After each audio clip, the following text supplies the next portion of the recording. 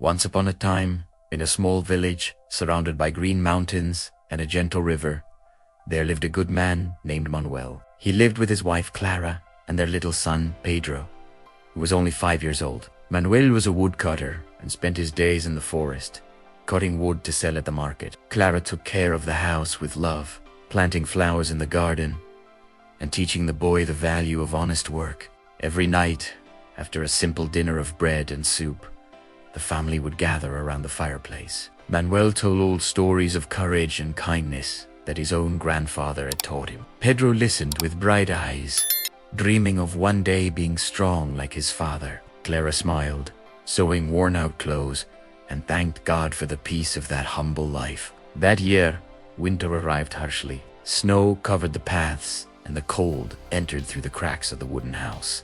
Manuel left even earlier, facing the icy wind to bring extra firewood. Clara was slowly getting sick, but she hid her cough so as not to worry her husband. Pedro helped as much as he could, collecting twigs and singing cheerful songs to cheer up his mother.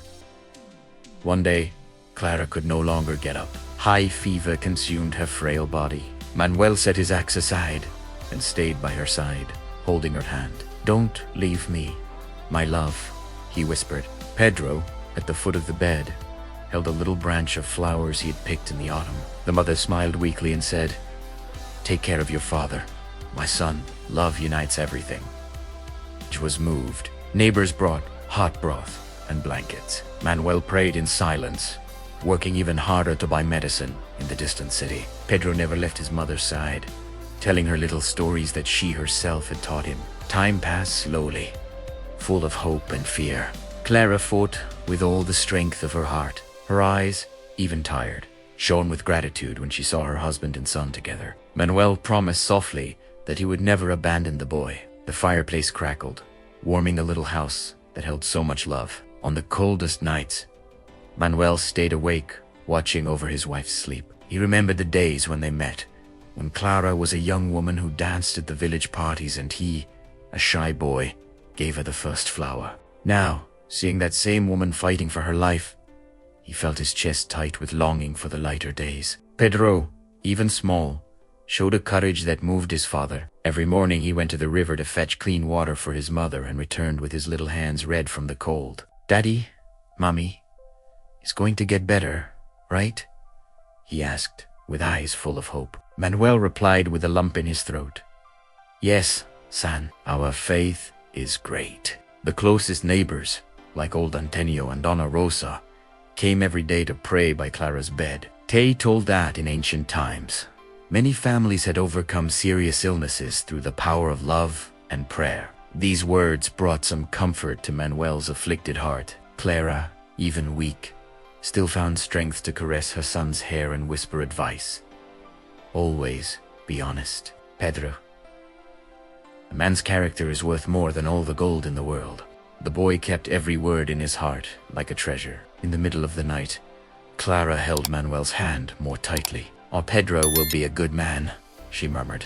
The woodcutter cried in silence, swearing to fulfill every promise. The snow stopped falling outside, as if the sky heard the prayers. Pedro fell asleep in his father's lap, dreaming of better days. The family, united by pain, found strength in mutual affection. The entire village prayed for Clara's recovery. The following months were of great trial. Clara improved a little, but became too weak for the household chores. Manuel redoubled his effort in the forest, always returning with a face marked by exhaustion. Pedro, now 6 years old, learned to cook simple soup and sweep the floor. "Son, true love shows itself in difficulties," Manuel said. While they cut wood together, the boy nodded, proud to help. Neighbors offered support, but Manuel accepted only what was necessary, keeping his honest pride. One afternoon, a strong storm knocked down old trees. Manuel risked his life to rescue a neighbor's family trapped. He returned injured, but saved lives. Clara, from the bed, cried with pride when she heard the story. Pedro grew up seeing his father's example: work, honesty, and compassion. He planted flowers in the garden to cheer up his mother, watering them every day with care. The flowers grew beautiful, like a symbol of hope. Autumn brought golden colors to the mountains. Clara managed to sit again on the porch, watching her son play. Manuel smiled more, feeling that the family was overcoming the storm, but the accumulated tiredness weighed on his shoulders. A letter arrived from the city. A merchant offered good payment for quality. Manuel decided to travel, promising to return soon with medicine and a new dress for Clara. Pedro was left in charge of taking care of his mother. The boy fulfilled the role with maturity. He told stories to Clara, made hot tea, and never complained. The mother moved, caressed his hair. "You are the greatest blessing of my life." Days went by. Manuel faced difficult paths, negotiated with firmness, and got what he needed. On Terretun, he carried not only medicine, but also a small book of old stories. When he arrived home, he found Clara stronger and Pedro proud. The family hugged each other for a long time, tears of joy wetting their faces. The sacrifice had been worth it. The following winter was milder. Clara's health improved slowly. Manuel taught Pedro to handle the axe safely. Together, they planted a tree in front of the house, a symbol of family strength. Neighbors visited more, inspired by the union of that family. Manuel's stories were told throughout the village, passing from mouth to mouth. During the long afternoons, Manuel sat beside his wife and recalled the first years of marriage. They spoke softly about the difficulties they had already overcome together, and Clara squeezed his hand, thanking him for never giving up. Pedro, curious, asked his father about the forest. Manuel then told details of the oldest trees, the animals he respected, and the importance of only cutting what was necessary. The boy listened attentively, learning from an early age respect for nature and for others. One morning, Clara managed to take her first steps alone inside the house.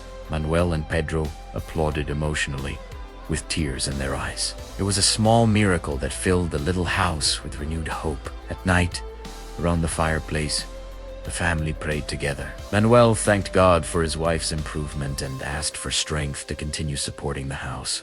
Clara blessed her husband and son, saying that their love was the best medicine she could receive. Even in the cold, Pedro insisted on helping his father carry firewood. His little hands became full of calluses, but he smiled, saying that one day he would be as strong as Manuel. The woodcutter, proud, replied, "You are already stronger than you think, my son." The village commented quietly about the dedication of that family. Many mothers taught their children Pedro's example, and many fathers looked at Manuel with respect. Solidarity grew among everyone.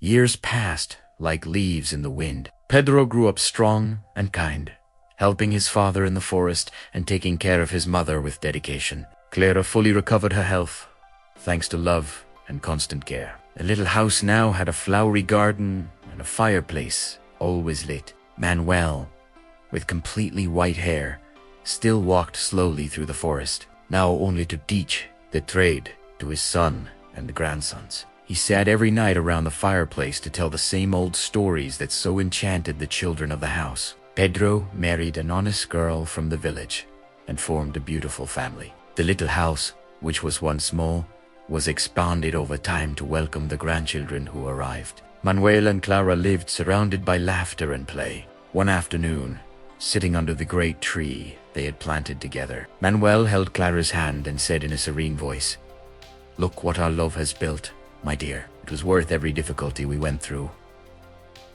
Clara smiled, with eyes still full of affection, and replied, "As long as we are together, our story continues."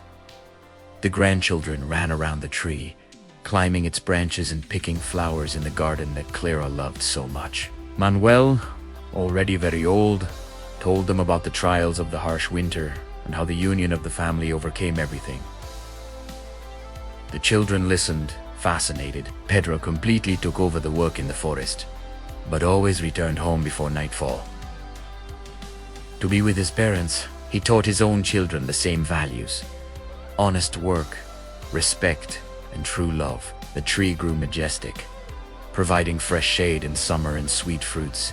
Every spring, flowers bloomed around it, like a living symbol of family strength. The river continued gentle, the mountains green, and the little house remained full of blessings. Manuel and Clara grew old together, hand in hand. On sunny days, they sat on the porch, watching the grandchildren and great-grandchildren playing. Sometimes they exchanged glances and smiled, remembering the difficult times that only strengthened the love between them. Pedro,